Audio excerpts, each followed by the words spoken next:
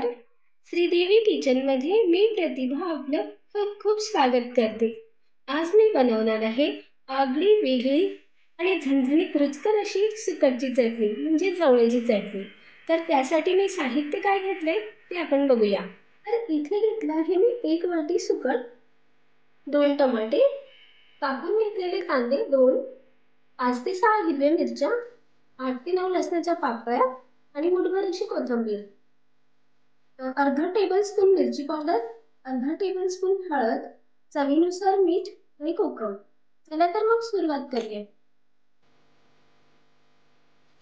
गॅसवर मी तवा ठेवलाय. आपण टाकूया त्याला सुकट. 2 ते 3 मिनिटं आपण सुकट भाजून घेऊया.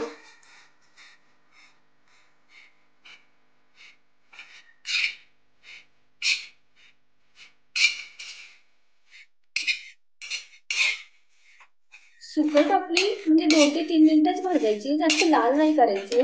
तर आपण आता सुकट काढून घेऊया.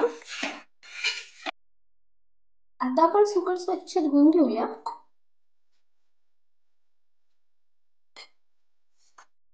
सुकट स्वच्छ 2 पाण्याने धुवून घेऊया आणि निथळायला ठेवूया.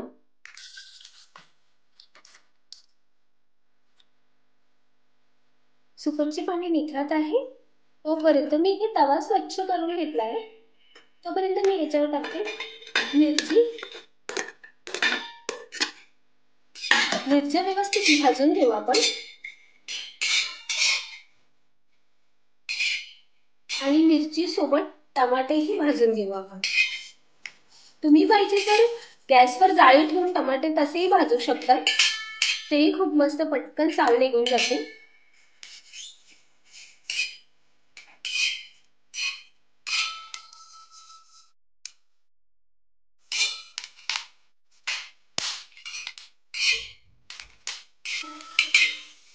मिरच्या आणि टमाटे आपले व्यवस्थित भाजून घेतले आणि आपण या स्टेजला काढून घेऊया.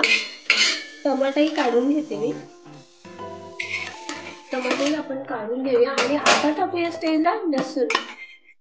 लसूण आपल्याला फक्त काही सेकंदांसाठी फक्त गरम चटका द्यायचा आहे, त्याला जास्त भाजून नाही घ्यायचंय. काढू पटकन लसूण. ओके, आपल्याला मिरची आणि टमाटा व्यवस्थित भाजून झाले. आपण आता टमाट्याची साल काढून घेऊया. हे बघा, अशी टमाट्याची साल काढून घ्यायची. या पद्धतीने मी दोघी टमाट्याची साल काढून घेतली. टमाट्याची साल मी काढून घेतली. आता एका खलबत्त्यामध्ये आपण ही मिरची टाकूया, मीठ टाकूया आणि हे कुटून घेऊया.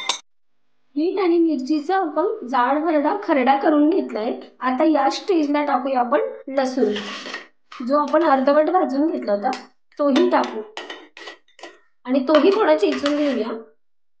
तर लसूणही मी चेचून घेतलाय. आता टाकू आपण टमाटे.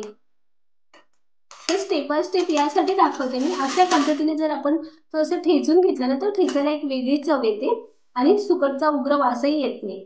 ओके, तर हे टमाटेही मी ठेचून घेतले थोडे. तर हे पहा, टमाटेही मी व्यवस्थित असे ठेचून घेतले. तर आपण आता गॅसवर कढई ठेवली. मोठी 2 चमचे तेल टाकून घेतले.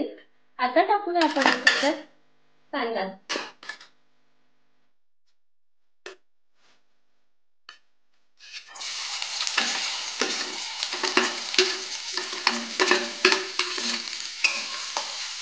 कांदा चांगला परतवून घेऊया.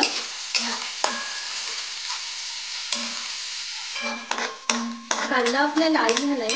आपण आता ठेचलेला ठेचा टाकूया, जो पण मिरची, लसूण, टमाटा, मीठ ठेचून घेतलं तर ते आपण टाकूया.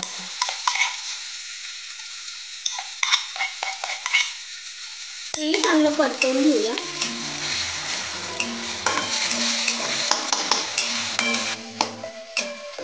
परतवल्यानंतर चांगलं या स्टेजला टाकूया आपण मिरची पावडर,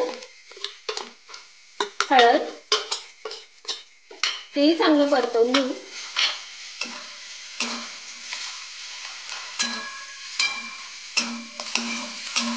आता आपण टाकूया मीठ, कारण आपण ठेच्यात पण थोडं मीठ घेतलं होतं आणि आता इथे टाकूया ते थोडंसं मीठ, कारण सुकटला पण आधीच ते खारट असते.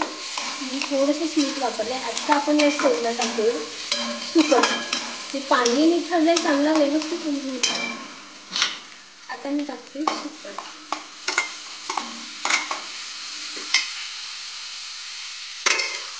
परतवून घेऊया व्यवस्थित. तर आपण या स्टेजला टाकू शकतो कोकम, पण मी जास्त कोकमचा वापर करत नाही, कारण की माझ्या मुलाला ही चटणी खूप आवडते आणि त्याला विदाऊट कोकमचंही आवडतं. तसं त्याला आवडत नाही कोकम टाकून, पण तुम्ही या स्टेजला कोकम टाकू शकता. आता आपण टाकूया वरून कोथिंबीर.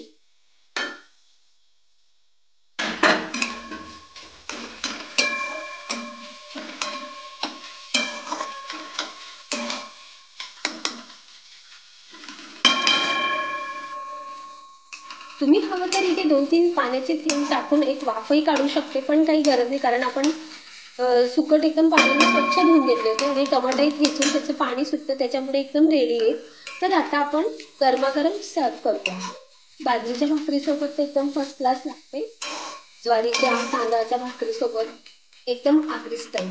चला तर सर्व करू. तर तयार आहे आपली सुकटची चटणी. ती बाजरीच्या भाकरीसोबत अतिशय चविष्ट लागते, ज्वारीच्या आणि तांदळाच्या भाकरीसोबत.